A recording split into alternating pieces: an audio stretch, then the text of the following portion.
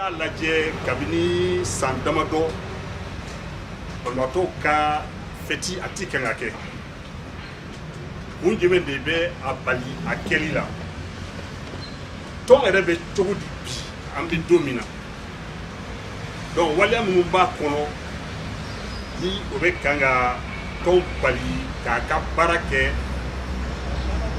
président bɛ a bɛna da don o la k'o fɔ aw ɲɛna. Hami bɛ ne yɛrɛ la en tant que président n bɛ n da se o yɔrɔnin ma dɔɔni n'i ye an ka jamana lajɛ mɔgɔ si tɛ sɔn bilen i den sen ka tigɛ ou bien i den bolo ka tigɛ ou bien i den ɲɛ ka jɛngɛ ou bien i den da ka jɛngɛ ka kunna kɛ a sababu ye alors o bɛɛ bɛ se ka furakɛ kalo 3 ni kalo 6 kɔnɔ k'o ban pewu donc o ye nisɔndiya yɔrɔ ye mais mun de kɛra mɔgɔw de bɛ yen minnu ma don fura la joona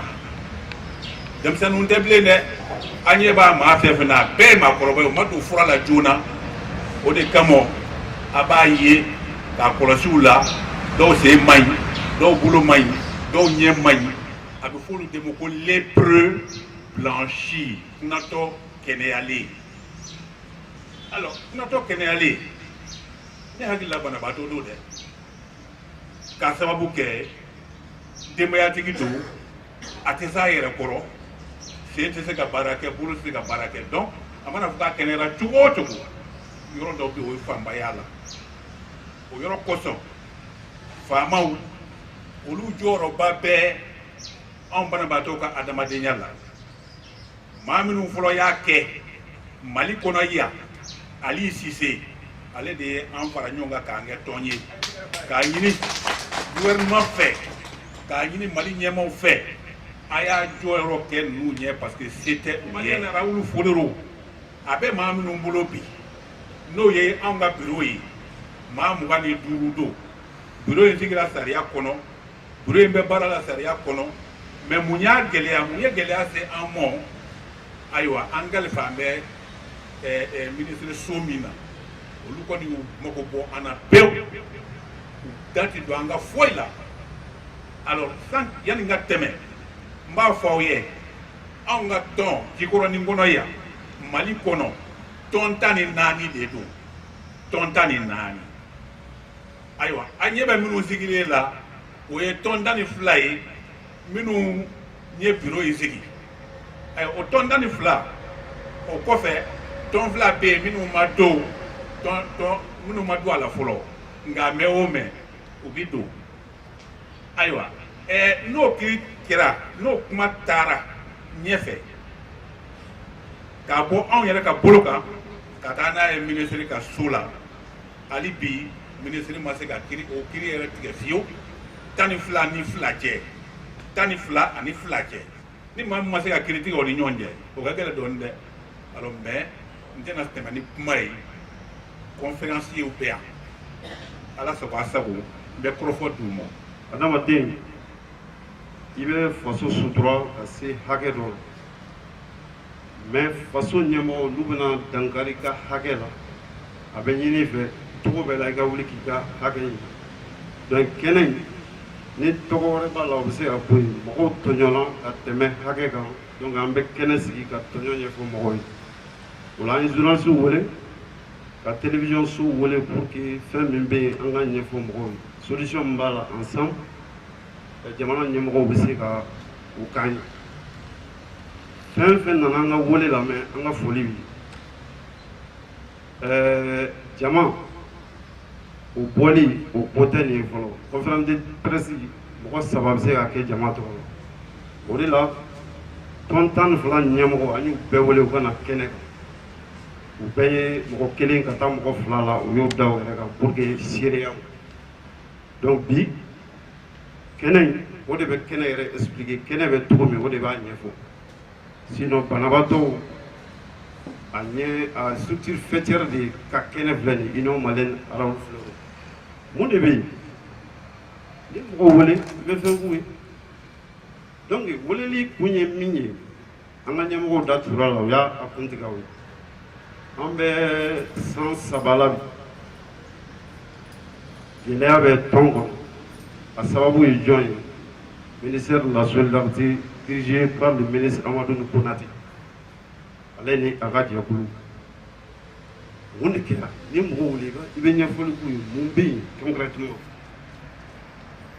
a bɛ san 14 bɔ président dɔ ye tɔn in mara Kulu Musa Tarawele a ye présidenya kɛ san 14 ka bɔ 2000 la ka na 2014 la a ye mɔgɔw fara ɲɔgɔn kan a ye baara kɛ baara in ma kɛ baara ɲuman ye a seerew bɛ kɛnɛ kan san 14 bureau ka réunion tɛ kɛ comité ka réunion tɛ kɛ journée mondiale la n'a y'a organisé compte rendu tɛ ani mɔgɔ cɛ ale kɛra dan kelen ye kɛnɛ kan mɔgɔ si sen tɛ foyi la mɔgɔ si da tɛ foyi la ale de y'a bɛɛ président don trésorier général don ɲɛmɔgɔ don organisation don ale de y'a bɛɛ ye mɔgɔ si sen t'a la donc banabaatɔw nana ye an ka laɲini nin tɛ a baarabaga ye san 14 baara kɔ u ye mun kɛ u wulila ka s'a ma k'a ka conférence k'a ka assemblée générale organisée banabaa bɛɛ tɔgɔ la a y'u jaabi tɔn ye tɔn 14 ye aw tɔn 5 de bɛ ne ɲɛkɔrɔ aw tɛ se ka conférence an est obligé ka assemblée générale kɛ donc u tora ka fara ɲɔgɔn kan dɔɔni dɔɔni ka bɔ tɔn 5 la ka na fɔ tɔn 12 la k'a ka assemblée organisée a ko hali bi n ma sɔn aw tɛ se ka ne wuli n'a ko k'aw bɛ n wuli n b'aw ka tɔn ci 2 ye k'an kɔ ka banabaatɔ tɔn ka tila 2 ne b'o kɛ an ko jamana ye état de droit de an b'a fɔ cogo min an de y'i sigi an ko i ka wuli i ko i tɛ wuli ayiwa donc an bɛ taa ni sariya sira donc pétition kɛra k'a dabila a ye pétition rejeté an wulila a ka pan kɔfɛ ka assemblée organisée an taara ministère de la solidarité la ka taa ɲɛfɔli k'u ye aw mun y'an ka ministère du tutelle gɛlɛya bɛ an ka tɔn kɔnɔ an b'a fɛ ka assemblée organisée u ko olu tɛ anw ka assemblée organisée baga ye an yɛrɛ de b'a organisé an ka taa budget dilan ka na u b'a financé an ye budget dilan 2 250 000 ministre n'a ka jamakulu ko anw bɛ 250 000 fara kan k'a kɛ 2 ani tila ye u y'a di a dira jɔn ma le président sortant Kulu Musa Tarawele kuma la teliya u ye assemblée générale organisée les 14 et 15 novembre 2015 an ye ɲɔgɔn sɔrɔ maison des aînés a don na tɔn 14 tɔn 2 bɛ salle kɔnɔ tɔn 12 olu jɔlen don kɛnɛ ma ka bɔ sɔgɔma fɔ 17 heures donc an tor'o de cadre kɔnɔ ministre nana sɔrɔ min bɛ kɛnɛ kan nin tɛ kɛnɛ taabolo ye an ka mɔgɔ dɔ kumana fɛ le membre fondateur Madu Kulubali o taara kuma ministre ye k'a fɔ le ministre Konate fɛn dɔ kɛra anw na o tɛ fɛn kɛta ye an ka mɔgɔw filɛ kɛnɛ ma tɔn 2 mɔgɔw olu bɛ ka assemblée générale kɛ ministre ko ko nin tɛ ko bɛnta ye dɛ a ye sariya d'u ma u ka ladon u y'an ladon donc a nana yira k'a fɔ président ye baara dilan ni min ye janfa baara don a tɛ se ka kɛ ka jama baara kɛ o don assemblée générale tiɲɛna donc an obligera ka ɲinini kɛ kura ye ka assemblée organisée an ye waati jan de kɛ ministre n'a ka mɔgɔw nɔfɛ u ma sɔn k'an ka assemblée générale organisée an ko an tun ye sira bila a ka kan an ka segin ka na an ka sira normal la statut règlement tɔn ka taabolo la o de bɛ assemblée organisée cogo ɲɛfɔ an ye o ye mun fɔ ko ni président banna organisation ni gɛlɛya donna assemblée générale organisée la mɔgɔ dɔ sababu la article 17 qui dit que mɔgɔ sigiyɔrɔma 3 ni 2 sɔnna k'a fɔ k'a bɛ kɛ a b'a ka assemblée générale organisée an y'a organisé vers le 13 décembre 2015 2014 an ye assemblée organisée ka bureau ka président kura sigi n'o 2 ɲɛkɔrɔ le président Labas Fane o kɛra tɔn 12 ka yamaruya kɔnɔ ton tan ni nan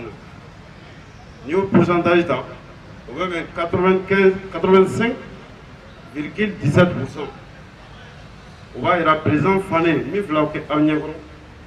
ale sigi to ka ni président de la République ta parce que président de la République o sigira ni 77%.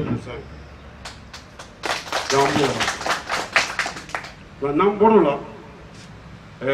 an ye sira taama kɛ parce que fɛn o fɛn n'i b'a kɛ kɛlɛjalan tɛ foyi ye jamana sariya jamana don an wulila ka se Kolomusa ma passation de service n bɛ kuma fɛn fɛn na a document bɛɛ b'an bolo kɛnɛ kan an b'a di journaliste ma an ye passation de service ɲini a fɛ récépissé sɔrɔlen kɔfɛ le 25 février 2015 u ye récépissé d'an ma o kɔfɛ an ye passation de service ɲini a fɛ ka bɛn le 2 mars 2015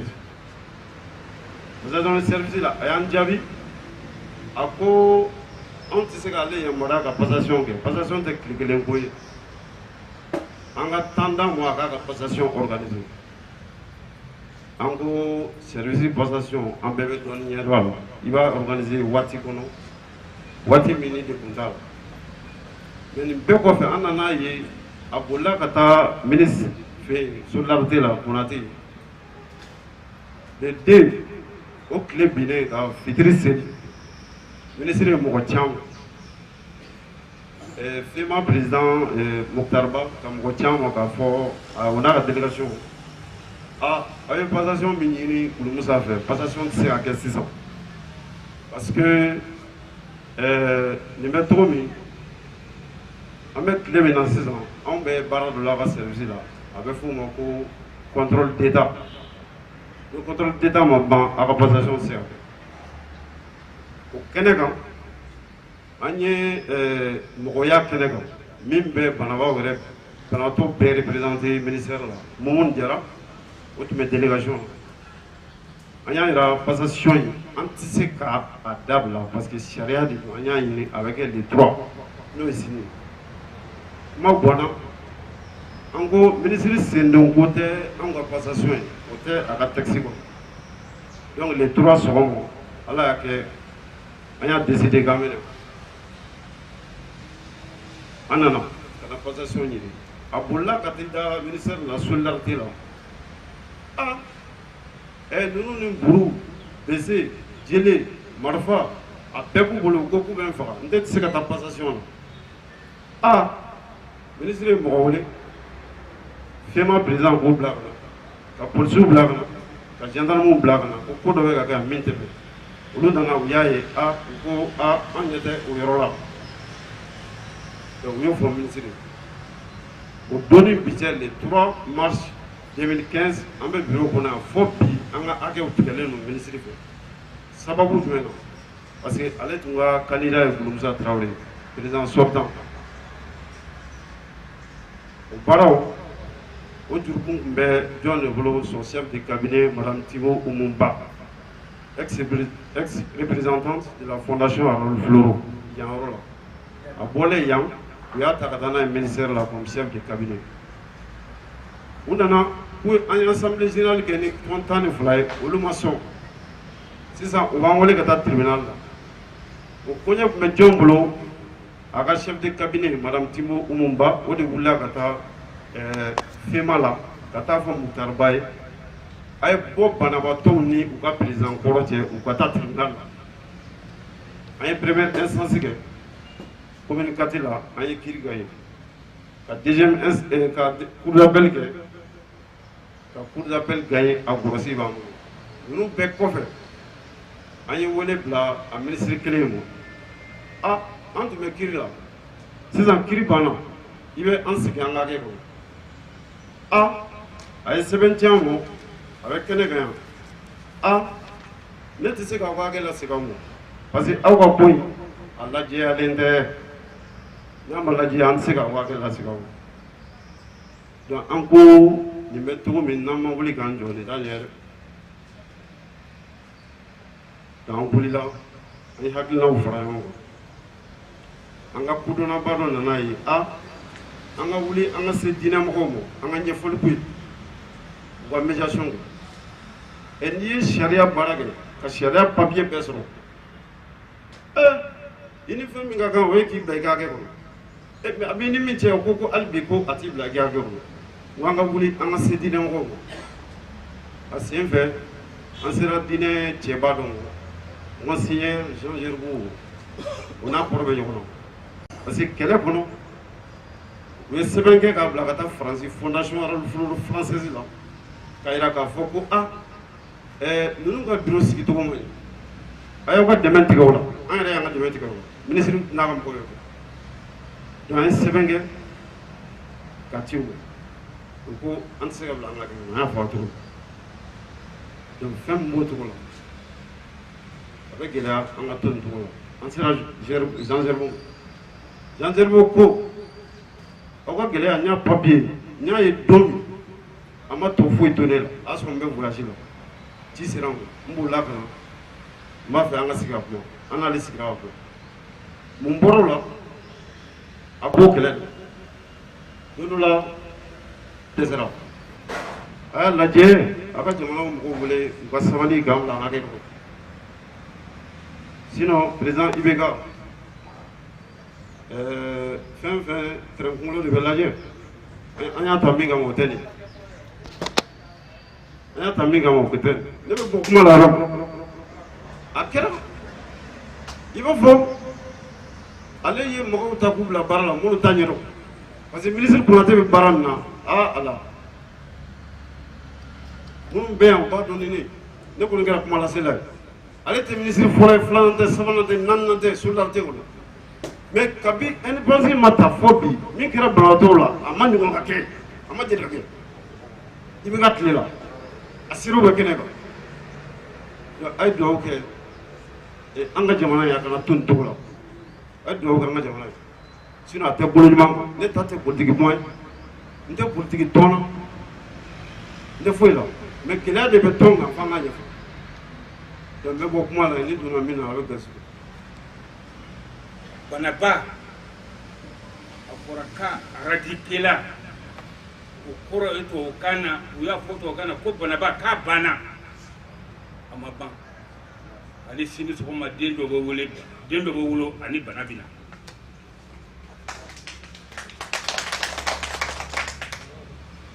mun bɛ yen bi n ye an tun bɛ k'a nɔnsi tɔgɔ ma mais u bɛ ka avion de ta diɲɛ nɔfɛ bi fiyewu u ɲɛ t'anw na bilen labasi min filɛ nin ye ale de y'an ka président ye bi an bɛ ka mun kɛ fɛn mana na cogo min an b'a ɲɛfɔ i b'a dɔn an ka fédération ba n'o ye FEMA ye bi na tɔn 23 de b'a kɔnɔ o FEMA fɛnɛ ala ka hinɛ Ismaïla Konate la ka fara Ali Cissé kan anw de ye FEMA créé o fédération mɔgɔ caman tɛmɛn'a kan président caman taara anw yɛrɛ ka nin n'i ye Burusele yan mɔgɔ saba sababu don dɛ u ye sugu bɛɛ kɛ pour que a ka ci mais sariya ye sariya de ye tiɲɛ ye tiɲɛ de ye tiɲɛ ye tɛnɛnjɛla de ye a tɛ se ka pousser ka bɔ yen mais n bɛ n sago kɛ n b'a la bi o kɛra an ka ministre ta ye ministre de la solidarité action humanitaire ka hinɛ mɔgɔw la ministre so in a tɔgɔ de y'o ye u bɛɛ denw bɛ jɔyɔrɔbaw la bi bi m'an bila la dɛ nin filɛ nin ye 1952 y'o sɔrɔ ne donna le 2 février 60 yan n ye n faso bila mun kama Banaba n'o tɛ ne faso ka di n ye n bɛ bɔ don min n bɛ kasi n ka école tiɲɛna nous sommes autodidactes ni bana tɛ anw fana bɛɛ tun bɛ se ka kɛ jamana ɲɛmɔgɔba ye mais man nimisa wallahi n bɛ ala tanu ka da n ka bana in fana kan alhamdulilayi rabbil alamin ala ye bana min bila n na a diyara n ye aw bɛɛ ka lemina fana bana min b'a la ala de nɔ don wa a ka diyara n ye kɛnɛ kana ni boli ka tɛmɛ de donc anw bɛ mun kɛlɛla bi an ka droit k'an ka droit d'an ma anw ye jamana nin den de ye an bɛ ka jamana nin dɛmɛ bi tɛ nous secondons l'état ka état dɛmɛ a ka baara ɲumanw na mais mɔgɔw de bɛ bi anw mana ɲuman kɛ u b'a datugu ni bɔgɔ ye mais ala bɛ k'a dayɛlɛ a da sera ayiwa fédération kurasigi ko min ma nin tɛ ne tɔnsi wuli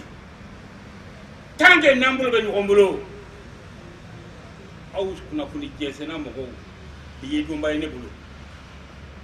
an b'a ɲini ala fɛ a kana sira ka baara ɲɛ mais a kana nkalon tigɛ an mana min banna ni kungo b'a la anw de y'aw don a rɔ mais an tɛ nkalon tigɛ aw ye dɛ n'o tɛ u ye sugu bɛɛ kɛ hali kun u y'aw compatriotes dɔw condamné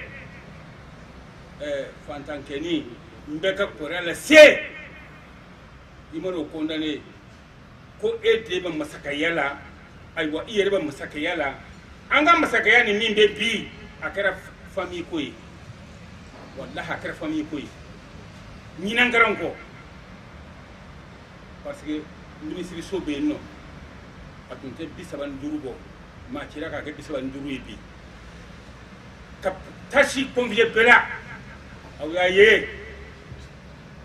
dɔgɔtɔrɔ ye grève kɛ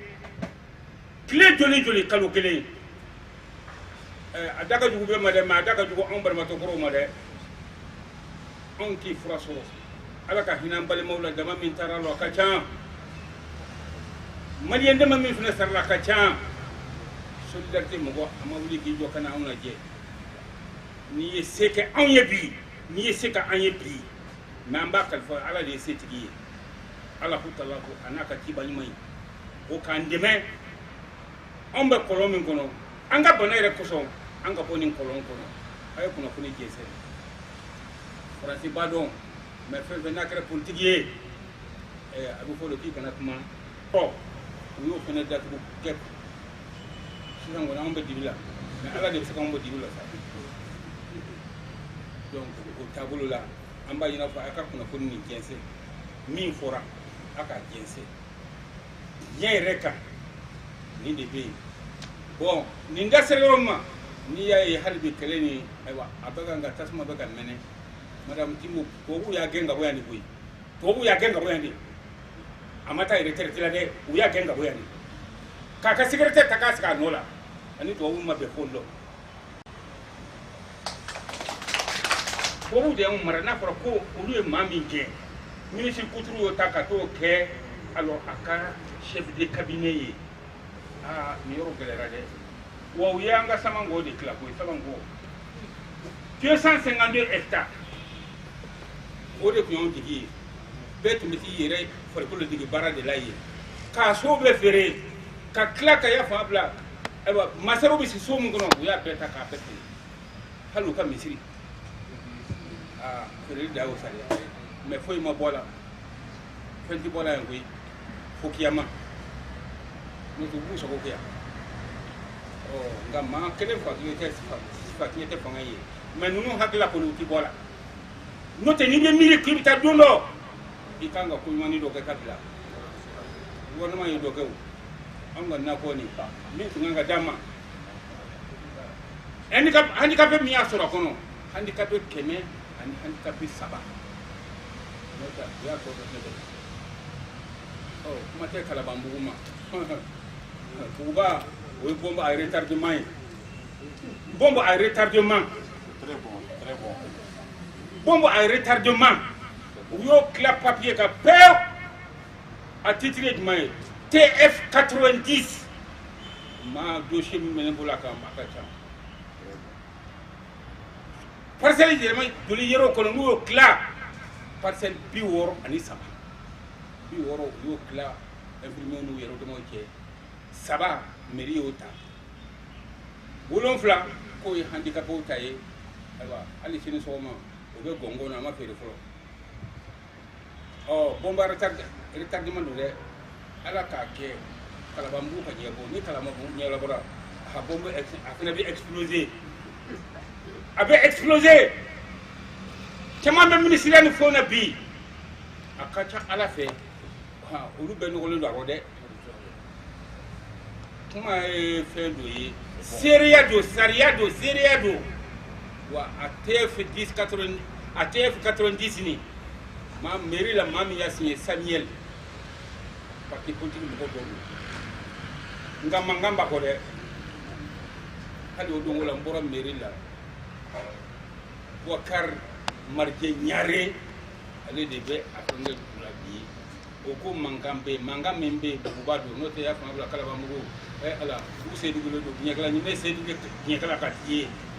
n'o tɛ anw ta don 19 hectares anw ta don. o si kelen na a ma banabagatɔ kelen wele tribunal la ni banabagatɔ min taara tribunal la Ali Sise de bɛ don o ni tribunal cɛ cam nana o cogo kelen na o tɛmɛn'o da kelen fɛ mais banabagatɔ ɲɛmɔgɔ min ye banabagatɔ wele tribunal la o de kɛra Gulu Musa ye ale ni bilara a ka hakɛ ɲini ka banabagatɔ ɲini k'u bila u ka hakɛ la mais ale de kɛra sababu ye ka banabagatɔ wele tribunal la bi o ye n ka intervention fɔlɔ ye n'a sɔrɔla ko kɛta don jamana nin kɔnɔ Gulu Musa ye karamɔgɔ kɔrɔ de don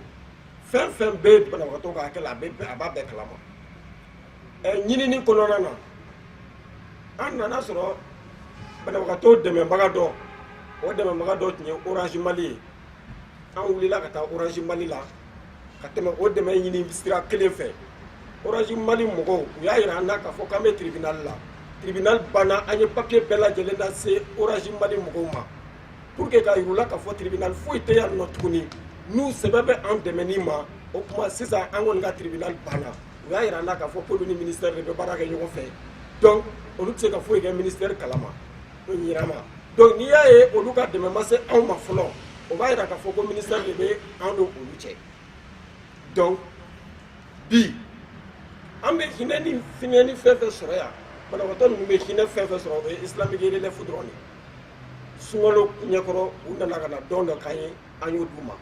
seli fɛnɛ n'an lajɛna n'a ye seli fɛnɛ seliba ɲɛkɔrɔ la fɛnɛ u bɛna misi da anw ma depuis an kɔni nana yan dɛmɛbaga fɔlɔ min b'an na kelen min fɛnɛ b'an na o ye islamique relief ye donc de ce fait n ka dakuruya damadɔ tun bɛ nin fɛnw de kan k'a ɲɛfɔ banabagatɔ